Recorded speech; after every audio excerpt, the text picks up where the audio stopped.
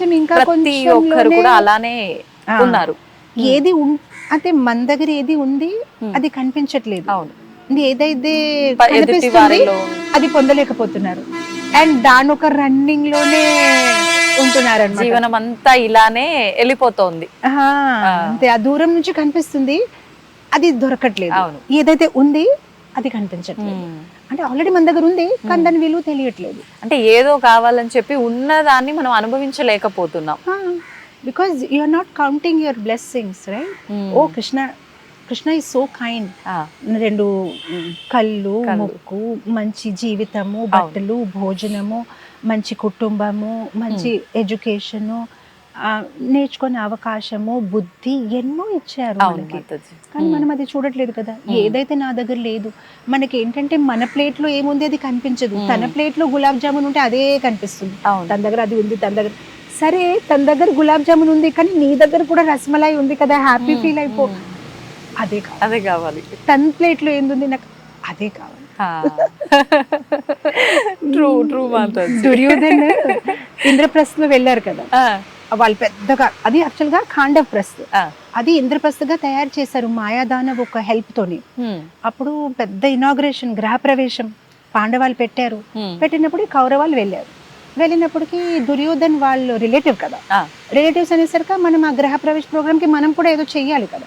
So అందరికి ఏదో ఒక సేవ ఇస్తే దుర్యోధన్కి ఇచ్చిన సేవ ఏంటంటే, మా గృహ ప్రవేశానికి ఎవరైతే మాకు గిఫ్ట్స్ ఇస్తారు కదా వాళ్ళ పేర్లు రాసుకో. ఇతను ఈ గిఫ్ట్ ఇచ్చారు, పేరు రాసుకోవడం గిఫ్ట్ ఇచ్చారు. తన ఇంకా అసూయతోని ఫుల్ కాలిపోయాడు అనమాట. ఓ ఇతనికి ఈ గిఫ్ట్ వచ్చింది, ఆ గిఫ్ట్ వచ్చింది. మొత్తం మీద ఎప్పుడైతే ఇంకా వెనక హస్తినాపురికి వచ్చేస్తే తను చాలా బాధలో ఉన్నాడు. అప్పుడు వాళ్ళ నాన్న అడిగారు, ఏ దుర్యోధన్ ఇంత ఏమైంది నీకంటే, నాన్న వాళ్ళకి ఇది వచ్చింది, అది వచ్చింది, ఇన్ని గిఫ్ట్స్ వచ్చాయి, ఇది వచ్చాయంటే అప్పుడు ధృతరాష్ట్ర అన్నారు, కానీ నీ దగ్గర కూడా ఉంది కదా, మన దగ్గర కూడా మొత్తం హస్తినాపూర్ రాజ్యం ఉంది, ఇది ఉంది, అది ఉంది అంటే అప్పుడు తను అన్నాడు, అవును నా దగ్గర ఉంది కానీ నా దగ్గర వాళ్ళ దగ్గర ఉన్నది లేదు కదా, నాకు అదే కావాలి. ఏదైతే వాళ్ళ దగ్గర ఉంది నాకు అదే కావాలి. సో మన మనస్తత్వం కూడా చెప్పాలంటే కొంచెం దుర్యోధన్ లాగే ఉంటుంది.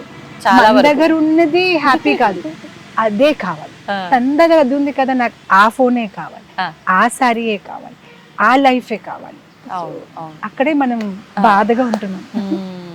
అంటే కొన్ని సందర్భాల్లో, అంటే భగవంతుడి విషయంలో, మనం ఆధ్యాత్మిక జీవనంలో వెళ్ళే విషయంలో, మన లైఫ్ గోల్స్ విషయంలో ఇలాంటి ఆలోచన ఉండడం కరెక్టే అయి ఉండొచ్చేమో కదా మాతాజీ? ఉండకూడదు అంటారా? మీరేమంటారు? అంటే మీరు అంటున్నారు అంబిషన్ విషయంలో ఒక గోల్ ఏదైనా పెట్టుకొని నేను దాన్ని రీచ్ అవ్వాలి, అది నాకు కావాల్సింది, అలా పెట్టుకోవడం కరెక్ట్ ఏమో కదా? తప్పలేదు. నేను ఒకటే చెప్తున్నాను, అంబిషన్ అనేది మనిషికి ఉండాలి, లేకపోతే మీరు ఎలా how will you live? కానీ ఎలా ఉండాలి అంబిషన్? ఫర్ ఎగ్జాంపుల్ మన డివైన్ టచ్ స్కూల్లోని పిల్లలకి ఎలా ఉంటాయంటే పోటీలు, నువ్వు ఇతనికైనా ఎక్కువ మార్క్స్ రావాలి అవసరం లేదు, నీకు మొన్న ఎన్ని వచ్చాయి దానికన్నా నీకు ఎక్కువ రావాలి. సో నీ పోటీ నీతోనే. ఎందుకంటే మన పోటీ మనతోనే పెట్టుకుంటే మనం ఇంకా ముందుకి వెళ్ళగలుగుతాం. ఫర్ ఎగ్జాంపుల్ అనుకోండి, నాకు 95 వచ్చే సామర్థ్యం ఉంది, ఓకే, కానీ క్లాస్ టాపర్ కి 90 వచ్చింది. సో ఇప్పుడు నేనేమనుకుంటానంటే నేను ఎలాగైనా 90 రావాలి, అంతే కదా, అప్పుడు నేను క్లాస్ టాపర్ అయిపోతాను. సో అప్పుడు నేను ఏం చేస్తున్నాను, నా పొటెన్షియల్ కి నేను సరిగ్గా ఎక్స్ప్లాయిట్ చేయలేకపోతున్నాను. కరెక్ట్. సో నాకు ఇంకా వేరే వాళ్ళతో ఎందుకు పోటీ? నాకు మొన్న 80 వచ్చాయి, ఎలాగైనా నాకు ఇప్పుడు 85 రావాలి, నేను నన్ను డిఫీట్ చేసుకోవాలి. సో అలాంటి అంబిషన్ పెట్టుకోవాలి. కానీ వేరే వాళ్ళతో పోటీ పెట్టుకుంటే మన పొటెన్షియల్ ని మనమే మినిమైజ్ చేసుకుంటున్నాం. Maybe we can run better than them, maybe మనం వాళ్ళకైనా ఎక్కువ రావచ్చు, కానీ మనమే మనల్ని లిమిట్ చేసేసుకుంటున్నాం అన్నమాట. సో అంబిషన్ లో తప్పు లేదు. See you can be happy, but you don't want to be happy, you want to be happy than him, you want to be happy than her. మనం ఆనందంగా ఉండొచ్చు, కానీ మనకేంటంటే ఆవిడకైనా ఎక్కువ ఆనందంగా ఉండాలి, అదే విషయంలో మళ్ళీ అంతే, అది అవ్వదు. అలాంటి అంబిషన్స్ పెట్టుకుంటే మనం దుఃఖంగానే ఉంటాము. లేదు, నేను సుఖంగా ఉండాలి, బాగుండాలి, సాత్వికమైన జీవితము, మంచిగా నేను ఏదైనా ఒక జీవితంలో సాధించాలి, కానీ ఇతనికైనా ఎక్కువ అతనికైనా ఎక్కువ ఆనందం కాదు, నేను ఆనందంగా ఉండాలి. ఆ ఒక అంబిషన్ పెట్టుకోవాలి. నేను బాగుండాలి, అతనికైనా ఎక్కువ బాగుండాలి, ఇతనికైనా ఎక్కువ గాడు. అక్కడే మనకి ఒక చిన్న కథ చెప్పొచ్చు. ఒక అతను అడవి లోపలికి వెళ్ళి తపస్సు చేసుకున్నాడు. తపస్సు చేసినప్పటికీ ఒక బ్రహ్మ రాక్షసుడు చెట్టు పైన ఉంటే తను ఏంటంత కష్టపడిపోతావు, నీకేం కావాలి చెప్పు నేను ఇస్తాను అంటే, అవునా అయితే నేను ఏది ఊహిస్తే ఏది ఆలోచిస్తే అది నాకు దొరకాలి. దొరుకుతుంది కానీ నీకేదైతే దొరుకుతుంది అతనికైనా రెట్టింపు నీ నేబర్స్ కి దొరుకుతుంది అని చెప్పారు. కానీ ఆ మాట తను వినక ఇతను ఓకే చెప్పినప్పటికీ తను చాలా ఎక్సైటెడ్ అయిపోయి అవునా అవునా అవునా అని గెంతుతున్నాడు. ఓకే నేను నీకు దీవించానని చెప్పి పంపించేశాడు. ఇంటికి వెళ్ళాడు. ఇంటికి వెళ్ళి వాళ్ళ భార్యతో చెప్తున్నారు, చూడు నాకు ఇలాంటి ఒక బూన్ వచ్చింది అంటే, ఓ వెరీ నైస్ అని. అయితే ఇప్పుడు ఏం కోరుకుందామంటే ఒక కార్ కొనుక్కుందాం. నాకు కార్ కావాలి కావాలన్నప్పుడు వెంటనే కార్ వచ్చింది. Very happy. బయటికి వచ్చి అందరికి చూపిద్దామంటే వాళ్ళ నేబర్స్ కి రెట్టింపు అంటే అతను అన్నాడు కదా, అవును 2 కార్స్ ఉన్నాయి. అదేంటి తనకు 2 కార్స్ వచ్చాయని మళ్ళీ వెంటనే తను 2 అంతస్తుల బిల్డింగ్ కోరుకున్నాడు. బయటికి వచ్చి చూస్తే వాళ్ళ నేబర్ కి 4 అంతస్తుల. అప్పుడు తనకు అర్థమైంది, ఓ నేను ఏం కోరుకుంటే తనకి ఎక్కువ వస్తుంది. అయితే అప్పుడు తను ఆనందంగా ఉండలేకపోతున్నాడు. ఎందుకంటే కష్టపడింది నేను, అతనికి అన్ని వచ్చేస్తున్నాయి. అప్పుడు తన వైఫ్ తో చెప్పాడు, ఓ నాకు ఒక ఐడియా వచ్చింది, నేనేం కోరుకుంటానంటే నాకు ఒక కళ్ళు పోవాలి, నాకు ఒక కళ్ళు పోతే తనకి 2 కళ్ళు పోతాయి కదా. అప్పుడు బయటకు వచ్చి చాలా ఆనందించాడు, ఆహా ఇప్పుడు నేను హ్యాపీగా ఉన్నాను, నాకు అతనికైనా ఒక కళ్ళు ఎక్కువగా ఉంది అని. అతనికి 2 కళ్ళు పోయాయి, నా దగ్గర ఒక కళ్ళు ఉంది. మనము ప్రస్తుతము మనం అనుకోవచ్చు ఇదొక స్టోరీ, కానీ మనం అలానే ఉన్నాం. ఇతనికైనా ఎక్కువ, నా దగ్గర కార్ ఉంది కానీ తనకైనా ఎక్కువ కావాలి.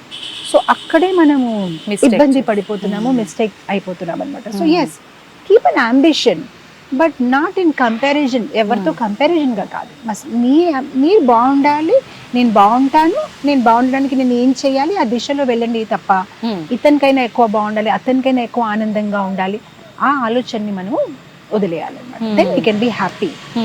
మాతాజీ, మనం ఇంతసేపు కూడా మాట్లాడుకున్న విషయంలో సంతోషాన్ని మనలో మనమే వెతుక్కోవాలి, పక్క వాళ్ళతో కంపేర్ చేసుకొని వాళ్ళు అలా ఉన్నారు కాబట్టి నేను వాళ్ళకి రెట్టింపు ఉండాలి అంటే ఎంతసేపు ఉన్నా లైఫ్ లో మనం ఆ హ్యాపీనెస్ ని కోరుకుంటున్నాము, అంతే కదా మాతాజీ? నిజమైన సంతోషం అసలు దేంట్లో దొరుకుతుంది? సంతోషం అంటాము, ఆనందం అంటాము, అసలు ఈ రెండింటి మధ్య భేదం ఏంటి? ఆనందం అంటే టెంపరీగా ఉండొచ్చు, అది శరీరానికి సంబంధించి ఉండొచ్చు. సంతోషం అనేది ఆత్మ నుంచి వస్తుంది. అయినా నిజమైన సంతోషం ఎప్పుడు వస్తుందంటే భగవంతుడితో ఒక అనుసంధానం పెట్టుకుంటాం, అప్పుడు నిజమైన ఆనందం వస్తుంది. భగవద్గీతలో భగవంతుడు ధ్యాన యోగాలో చెప్తున్నారనమాట, అత్యంతం సుఖం అప్నుతి. ఎప్పుడైతే బ్రహ్మ సంస్పర్శం, మనం ఎప్పుడైతే భగవంతుడు ఒక అనుబంధం, భగవంతుడు ఒక స్పర్శం చేసుకుంటామో అప్పుడు నిజమైన ఆనందం. ఎందుకంటే ఈ బాడీ అనేది టెంపరీగా ఉంది, ఇది పంచమహాభూతాలతో తయారై ఉంది. దీని లోపల మనకి ఇంకొక శరీరం ఉంది, సూక్ష్మ శరీరం, అది మన బుద్ధి అహంకారంతో తయారయ్యింది. ఈ భౌతిక శరీరం మనం మారుస్తూ వెళ్ళిపోతూ ఉంటాం, కానీ సూక్ష్మ శరీరము పర్మనెంట్ గా మనతోనే ఉంటుంది. సో ఎలా అయితే ఇప్పుడు ఒక పంజరంలో ఒక పక్షి ఉంటే కేవలం పంజరంని పెయింట్ చేస్తే పక్షికి ఆనందం ఉండదు, పక్షికి భోజనం పెడితేనే అది బాగా ఆనందంగా ఉంటుంది. అలానే మనం అస్తమాను మన శరీరం కోసమే కష్టపడుతున్నాం. మంచిగా నాకు లగ్జరీ బ్లాంకెట్ కావాలి, మంచి బెడ్ కావాలి, కార్ కావాలి, ఫోన్ కావాలి, ఓకే అది సమ్ ఆనందం ఇస్తుంది. సంతోషం అనేది ఎప్పుడు వస్తుందంటే ఎప్పుడైతే మనం ఆత్మకి పోషణం ఇస్తాం. ఆ ఆత్మకి పోషణం ఏంటంటే భగవంతుడితో అనుసంధానం, భగవంతుడిని గుర్తు చేయడం, ఆయన గురించి వినడము, ఆయన నామస్మరణం చేయడము, ఆయన ప్రసాదాన్ని స్వీకరించడము. ఎప్పుడైతే ఆ ఆత్మకి పోషణ ఇస్తామో అప్పుడు మనకి నిజంగా సంతోషం, you feel happy, peaceful, you will get that inner peace. లోపల నుంచి ఎంత ఆనందంగా సంతోషంగా, బికాజ్ మీరు ఒక బిగ్గర్ పిక్చర్ని చూస్తారు, అప్పుడు మీకు అర్థమవుతుంది ఈ జీవితం తాత్కాలికంగా ఉంది, ఇంతకైనా ముందు కూడా నేను జీవించాను, దీని తర్వాత చావు తర్వాత కూడా జీవితం ఉంది, ఏదైతే నా జీవితంలో జరుగుతుంది అన్ని తాత్కాలికంగా ఉంది. మన వైజాగ్ లో మంచి బీచ్ ఉంది, అండ్ మా టెంపుల్ కూడా బీచ్ కి పక్కనే ఉంది. నేను డివోటీస్ తో చెప్తూ ఉంటాను, ఆ ఓషన్ మనకి ఒక పెద్ద లెసన్ నేర్పిస్తుంది. ఆ సముద్రంలో ఉన్న ఆ ఒక వేవ్స్ ఉంటాయి కదా, ఆ వేవ్స్ లో ఉన్న ఒక గుణం ఏంటంటే ఆ వేవ్స్ వస్తాయి మన దగ్గర తరంగాలు, కానీ మనం వాళ్ళని ఉంచలేము, పర్మనెంట్ గా వెళ్ళిపోతాయి, వస్తాయి వెళ్ళిపోతాయి. అలా జీవితంలో కూడా సన్నివేశాలు, సందర్భాలు, పరిస్థితులు ఏది పర్మనెంట్ గా ఉండదు, అన్ని వస్తాయి వెళ్ళిపోతాయి. ఆధ్యాత్మిక జీవితంలో ఉన్నప్పుడు అది మనం చాలా క్లియర్ గా అర్థం చేసుకుంటాము, అండ్ ఎల్లప్పుడూ మన మనసులో అది గుర్తుంచుకుంటూ ఉంటాము. ఏది పర్మనెంట్ గా కాదు. ఈరోజు చాలా సుఖంగా ఉన్నా కూడా మరి పొంగిపోయే అవసరం లేదు. ఎందుకంటే దుఃఖం ఇస్ గోయింగ్ టు నాక్ ద డోర్. అది ఆల్రెడీ తలుపు కొడుతుంది. అండ్ దుఃఖంలో ఉన్నప్పుడు కూడా బాధపడే అవసరం లేదు, ఎందుకంటే సుఖం కూడా తలుపు దగ్గరే ఉంది, ఎప్పుడైనా రావు. రెండు పక్క పక్కనే ఉంటూ ఉంటాయి ఎప్పుడు కూడా. అండ్ ఏది శాశ్వతంగా ఉండదు, వస్తాయి వెళ్ళిపోతాయి. సో సుఖం వచ్చినప్పుడు పోన్లే ఆనందించండి, దుఃఖం వచ్చినప్పుడు మరి బాధపడిపోవద్దు. Everything is a passing phase, ఏది పర్మనెంట్ గా ఉండదు. సో ఆధ్యాత్మిక జీవితంలో వచ్చినప్పుడు ఇది మనకు ఒక పెద్ద లెసన్, గుణపాఠం. సో మనం ప్రతి పరిస్థితిని చాలా న్యూట్రల్ గా చూసుకోగలుగుతాము. సో ఎవరైనా మనతో సరిగా ప్రవర్తించలేకపోయినా కూడా మనం అనుకుంటాం దిస్ ఇస్ టెంపరరీ, అంతే, పర్మనెంట్ ఏమీ కాదు. Everything is going to pass, ప్రతిదీ పాస్ అయిపోతూ ఉంటుంది. అండ్ అఫ్ కోర్స్ ఆధ్యాత్మిక జీవితంలో వచ్చినప్పుడు మనకి కర్మ గురించి కూడా ఐడియా వచ్చేస్తుంది. అప్పుడు ఏమవుతుందంటే ఎవరి మీద కోపం రాదు, మనకు అర్థమవుతుంది ప్రతిదీ పూర్వంలో నిర్ధారించబడింది. నా లైఫ్ లో పర్టికులర్ గా నేను నా ఇంట్లో, నా డోర్ లో, ప్రతి ప్లేస్ లో నేను ఒక ఇంగ్లీష్ లో ఒక ఇది రాశాను, మై కర్మ మై ఫాల్ట్, మై కర్మ మై ఫాల్ట్. నా జీవితంలో ఏదైతే జరుగుతుంది నా వల్లే, ఎవరి వల్ల కాదు. వాళ్ళకి అంత సామర్థ్యమే లేదు నాకు ఏదైనా చేయడానికి. ఏం జరిగినా మై కర్మ మై ఫాల్ట్, నా కర్మ నా ఫాల్ట్, ఇంకా ఎవరితో సంబంధం అంటే అంత ఈజీగా తీసుకోగలగాలి అని అంటే ఆధ్యాత్మిక జీవనంలో వస్తే ఆటోమేటిక్ గా అది వచ్చేస్తుంది అంటారు. 100%. ఇప్పుడు ప్రస్తుతం ఉన్న వాళ్ళము ఏదైనా ఒక నలుగురం ఒక దగ్గర ఉన్నాము అంటే ఏదైనా జరిగితే ఇది నీ వల్లే జరిగింది వెంటనే పక్క వాళ్ళని అనేస్తాం. కొన్ని సందర్భాల్లో నిజంగా వాళ్ళది అయినప్పటికీ కొన్ని సందర్భాల్లో మన మిస్టేక్ ఉన్నా కూడా పక్క వాళ్ళని ఎప్పుడు కూడా మనం ఏళ్ళెత్తి చూపిస్తూ ఉంటాం. మాతాజీ, నిజంగా ఈ విధానం అంతా కూడా పోవాలి అంటే ఒక ఆధ్యాత్మిక జీవనంలో అడుగు పెడితే సరిపోతుందా? 100%. నేను మామూలుగా మా స్టూడెంట్స్ కి ఎగ్జాంపుల్ ఇస్తూ ఉంటాను. మార్నింగ్ కాలేజ్కి వెళ్ళారు, కాలేజ్ వెళ్ళినప్పటికి టిఫిన్ ప్యాక్ చేసుకుంటారు కదా, క్యారేజ్ లో చపాతీ సబ్జీయో సంథింగ్ మీరు వంట చేశారు, ప్యాక్ చేశారు, వెళ్ళిపోయారు. కాలేజ్కి వెళ్ళినప్పుడు ఓపెన్ చేసి చూస్తే స్పూన్ లేదు, చూస్తే కూరలో సాల్ట్ లేదు. ఎవరిది మిస్టేక్? మాతాజీ మాదే కదా మిస్టేక్, ఎందుకంటే మేమే ప్యాక్ చేసాం, మేమే వంట చేసాం, మేమే మర్చిపోయాం. మీరు ఇంకెవరికైనా దాని గురించి దోషం ఇస్తారా? లేదు, మేమే ప్యాక్ చేసాం. అలానే మన జీవితంలో కూడా మనం అనుకోవాలి, మన చుట్టుపక్కల ఉన్న మన కుటుంబంలో ఉన్న మన భార్య, భర్త, పిల్లలు, ఆఫీస్ కొలీగ్స్, ఇదంతా మనం ప్యాక్ చేసిన టిఫినే. ఆ ప్యాక్ చేసిన టిఫిన్ తర్వాత ఓపెన్ చేసి అయ్యో స్పూన్ లేదేంటి, సాల్ట్ లేదేంటి అంటే అరుస్తే ఏంటి లాభం? ప్యాక్ చేసింది మీరే. సో మన చుట్టూ ఎవరైతే ఉన్నారో ఆ ప్యాక్ చేసిన కర్మలు మందే.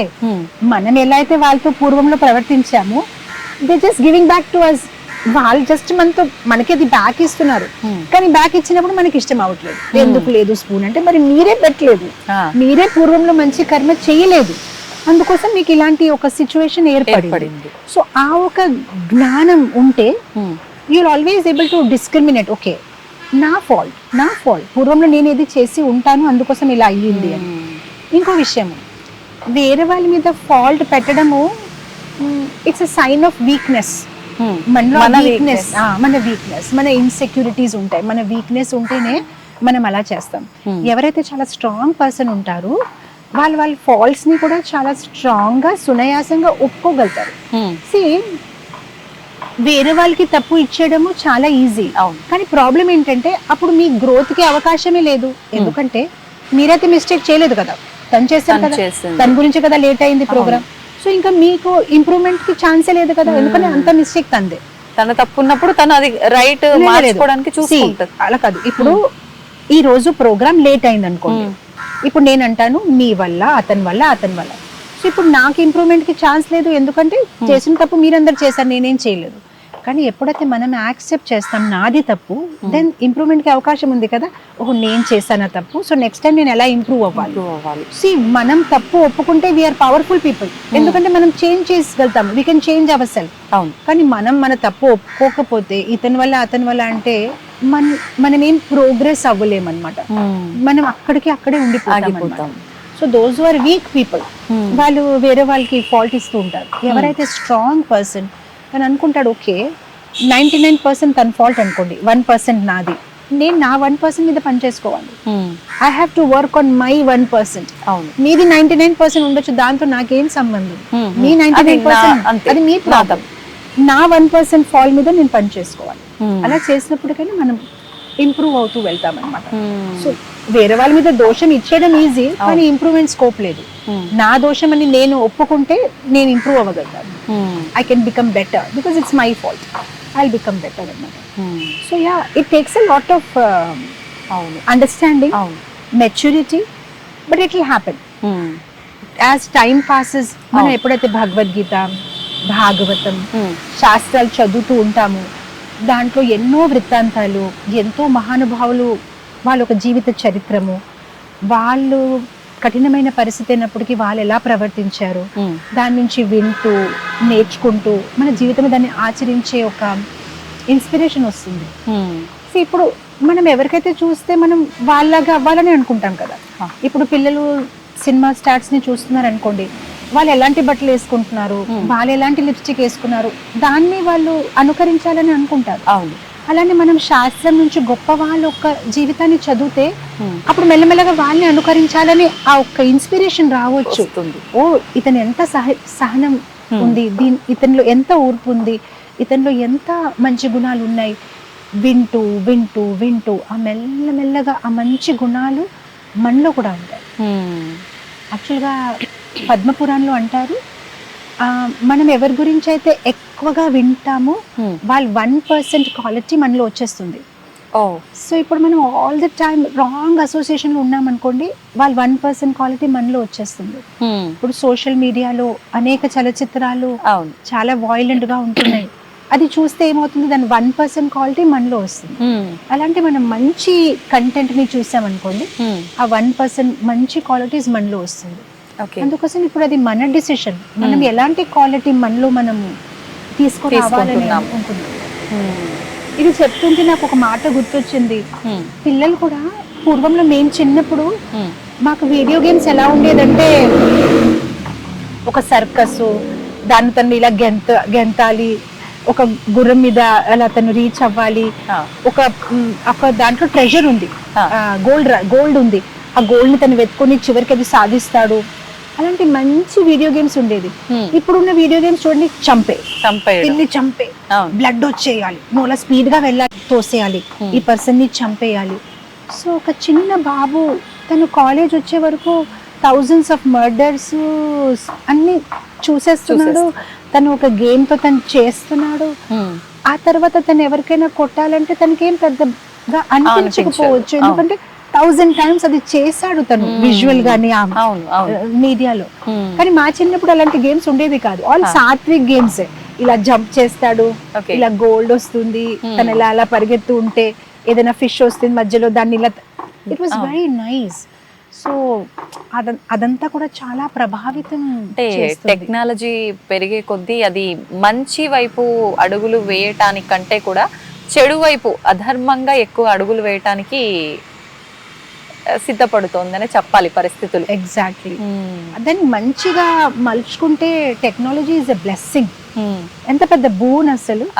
ఎంత మందిని మనం రీచ్ అవ్వగలుగుతున్నాము.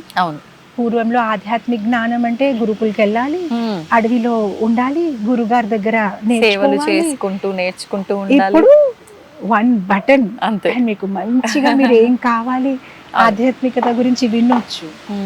సో మంచి ఛాన్సెస్ ఉన్నాయి యూజ్ చేయడానికి. Depends upon how we use it. మనం ఎలా యూజ్ చేస్తున్నాం మనపైన ఆధారపడి. అంతే. ఇప్పుడు మీరు అన్నట్టుగా ఈ సోషల్ మీడియా వల్ల చాలా మంది పైకి ఎదిగిన వాళ్ళు ఉన్నారు, అంతే రకంగా కింద పడిపోయిన వాళ్ళు ఉన్నారు. అంటే అది మనం ఎలా ఉపయోగించుకుంటున్నాము అనే దానిపైనే ఆధారపడి ఉంటుంది. మనం ఉపయోగించుకోవాలి దాన్ని మంచిగా అని అంటే, ఇప్పుడు మీరన్నట్టు మనం ఏ బటన్ నొక్కుతున్నాము అంతే కదా. ఎగ్జాక్ట్లీ. సోషల్ మీడియా చాలా పెద్ద ఇన్ఫ్లుయెన్స్ క్రియేట్ చేస్తుంది. అండ్ సోషల్ మీడియాలో కూడా మనం చాలా సెలెక్టివ్గా ఉండాలి. మనం ఏం వింటున్నాం. మీరు సోషల్ మీడియాలో వెళ్ళి గీత చదివితే మన కోసం మంచిది కాదని ప్రెస్ చేయండి, అలా కూడా 1000 reasons వస్తాయి. ఎవ్రీథింగ్ బ్యాడ్ అండ్ గుడ్ అన్నమాట. సో ఈవెన్ సోషల్ మీడియా మీద కూడా కంప్లీట్ గా ఆధారపడకుండా ఏదైతే అథెంటిక్ సైట్స్ ఉంటాయి, మన మెంటర్స్, మన గురువుల దగ్గర అది ఒక ఫిల్టర్ లాగా చేసి వెళ్ళాలి. ప్రతిదీ చూసుకుని ఊరికే ఆ రీల్స్ అలా అలా చూసినప్పటికీ కూడా మనం కంప్లీట్ గా అంటే కొందరు అంటారు లేదు మేము భక్తి చేస్తాం. ఎలా చేస్తున్నారు భక్తి అంటే అదే రీల్స్ చూస్తాం, ఆధ్యాత్మిక రీల్స్ చూస్తాం. ఐ టెల్ యు వన్ ఒక స్టోరీ చెప్తాను. ఒక అతను చాలా పాపాలు చేశాడు. పాపాలు చేసినప్పటికీ చివరికి చనిపోయాడు. చనిపోయినప్పటికీ యమదూతలు వచ్చాయి. దూతలు వచ్చేసి సార్ మీరు స్వర్గానికి వెళ్ళాలనుకుంటున్నారా నరకానికి వెళ్ళాలనుకుంటున్నారా, మీకు ఆ ఆప్షన్స్ ఉన్నాయంటే ఇతను వెంటనే నేను ఎప్పుడు జీవితంలో గుడికి వెళ్ళలేదు, నాకు ఆధ్యాత్మికత గురించి ఎటువంటి జ్ఞానం లేదు, కానీ నాకు అంతైతే తెలుసు మంచి కర్మాలు చేస్తే స్వర్గానికి వెళ్తాము, చెడు కర్మాలు చేస్తే నరకానికి వెళ్తామని ఆ మాత్రం జ్ఞానం అయితే నాకు ఉంది.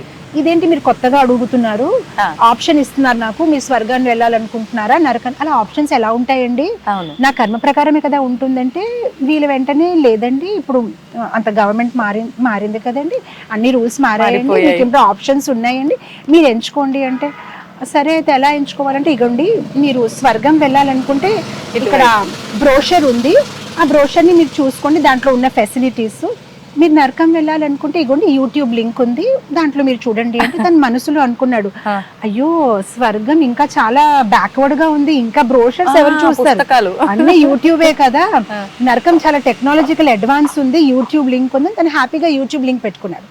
పెట్టుకుంటే అందరూ చాలా ఎంజాయ్ చేస్తున్నారు, ఏదో తాగడము స్మోకింగ్ ఇది అది ఇలా జంపింగ్ అనమాట. అబ్బా చాలా బాగుంది అని వాళ్ళు 10 minutes తర్వాత వచ్చారు. సార్ డిసిషన్ తీసుకున్నారండి అంటే అవును నేను నరకానికి వెళ్తాను. Are you sure sir? అవును నేను నరకానికే వెళ్తాను. ఓకే సరే సార్ రండి తీసుకొని సార్ మీరు నరకానికి వెళ్ళాలనుకుంటే లిఫ్ట్లో బటన్ కొట్టండి, తిన్నంగా కిందకి వెళ్ళిపోయి నరకానికి వెళ్ళిపోతారు. ఒకవేళ లేదు నాకు స్వర్గాన్ని వెళ్ళాలని అనుకుంటే ఇగోండి మెట్లు ఉన్నాయి కదా పైకి ఎక్కిపోండి స్వర్గంకి వెళ్ళిపోతారు. ఇతను ఇంకా కన్విన్స్ అయిపోయాడు, మెట్టలా ఇంకా మెట్లు ఇక్కడ ఉంటున్నాయి, ఎక్స్కలేటర్స్ అన్ని చోట్ల, ఈ స్వర్గం అనేది చాలా టెక్నాలజికల్ గా బ్యాక్వర్డ్ ఉంది, ఇదే బాగుంది లిఫ్ట్ లో నొక్కితే కిందకి వెళ్ళిపోతాను తిన్నంగాని, లేదండి నేను డిసిషన్ తీసుకుని నేను నరకానికే వెళ్తాను. సరే వెళ్ళండి సార్ అని లిఫ్ట్ లో బటన్ నొక్కాడు, తిన్నంగా కిందకి వెళ్ళిపోయాడు. లిఫ్ట్ ఓపెన్ చేశారు. ఓపెన్ చేసినప్పటికీ చెడు వాసన అనమాట, అక్కడ మలమూత్రాలు విసర్జించి ఇక్కడక్కడ అందరు ఏడుపులు ఏడుస్తున్నారు, అగ్గి కాలుస్తుంది అంతే. సో అప్పుడు వెంటనే వచ్చారు, మేడం మేడం సార్ మీరు రాంగ్ గా తెచ్చారండి, ఈ రాంగ్ ప్లేస్ అండి, మేబీ బై మిస్టేక్ తెచ్చారండి, ప్లీజ్ నన్ను పైకి తీసుకురండి అంటే వాళ్ళు పైనుంచి వచ్చారు. సార్ మీరే కదండి నరకాన్ని సెలెక్ట్ చేస్తున్నారు, కానీ ఆ యూట్యూబ్ లింక్ లో అలా లేదండి, యూట్యూబ్ లింక్ లో అందరు చాలా ఆనందంగా కనిపించారని. అప్పుడు వెంటనే వాళ్ళ పైనుంచి that is our social media PR department అండి, వాళ్ళ కొంచెం అలానే పరిస్థితి చూపిస్తూ ఉంటారండి, కానీ నరకం అలానే ఉంటుందండి, థ్యాంక్ యూ నండి అని వాళ్ళు వెళ్ళిపోయారు. ఇది ఉంది పరిస్థితి. ప్రస్తుతం ఏంటంటే ఆ మీడియా ద్వారా మనము ఆ మీడియాలో ఇలా చూపిస్తే you are like a perfect man, అలా హ్యాండ్ లో సిగరెట్ ఉండు, లేదంటే ఒక సమ్ ఇలా స్మోక్ చేస్తూ ఆ రేమాండ్స్ ఇలా కోట్ వేసుకుంటూ అంటే అలా చూపిస్తున్నారు. పిల్లలకి కూడా వావ్ అలా ఉండాలా, అలా ఎంత బాగున్నాడు, వాళ్ళని వాళ్ళు ఒకసారి ఇమాజిన్ చేసుకొని ఇది బాగుంది అనే వేలోకి వెళ్ళిపోతున్నారు, రాంగ్ థింగ్స్ ని వాళ్ళు ప్రమోట్ చేస్తున్నారు. సో పిల్లలు కూడా ఓకే ఇలానే ఉండాలి, స్టైలిష్ అంటే ఇలానే ఉండాలి, సాత్వికంగా ఉంటే ఆహా అతను ఏంటి ఇలా ఉన్నాడు టెంపుల్స్ కి వెళ్ళిపోయేవాడు. సో మన మీడియాకి కూడా ఒక బాధ్యత ఉంది, సరిగైన విలువల్ని వాళ్ళు ఫోకస్ తెస్తే the whole world will become a beautiful place. అందరూ చాలా మంచిగా తయారవుతారు మనం సరిగైన ఐడియల్స్ మీద ఫోకస్ చేస్తాం. ఇప్పుడు మనం మీడియాలోనే ఇలా చూపించామనుకోండి, గుడికి వెళ్ళడమైనా వేరే వాళ్ళకి ఉపకారం చేయడమైనా సాత్వికమైన జీవితమే హీరో అలా ఉంటాడంటే అందరు ఆ హీరో లాగా అవ్వాలని అనుకుంటారు. కానీ మన మీడియాలోనే హీరో అంటే ఎవరికైనా చంపేస్తాడు, కొట్టేస్తాడు, తాగేస్తాడు, తినేస్తాడంటే ఓ అలా అవ్వాలని యువకులు అలా అట్రాక్ట్ అయిపోతారు. సో మనకెంత పెద్ద బాధ్యత ఉంది, మనం మన ఒక్క కమ్యూనిటీని ఎలా చూడాలనుకుంటున్నారు, మనం అలాంటి మీడియా కంటెంట్ రిలీజ్ చేయాలి. అవును, మీడియా కంటెంట్ రాంగ్ గా రిలీజ్ చేసిన తర్వాత ఇగో ఈ రేప్స్ ఎందుకు అయిపోయాయి కలకట్టాలో, ఇగో ఇదేలా ఎందుకు అయింది, అలా మళ్ళీ మీ వల్లే అయ్యింది అది. మీరు ఏదైతే ప్రకాశంలో తెచ్చారో, ఏదైతే హైలైట్ చేస్తున్నారో అందరు దాన్ని అనుకరిస్తున్నారు. మంచిది హైలైట్ చేయండి, అందరు మంచిగా అనుకరిస్తారు.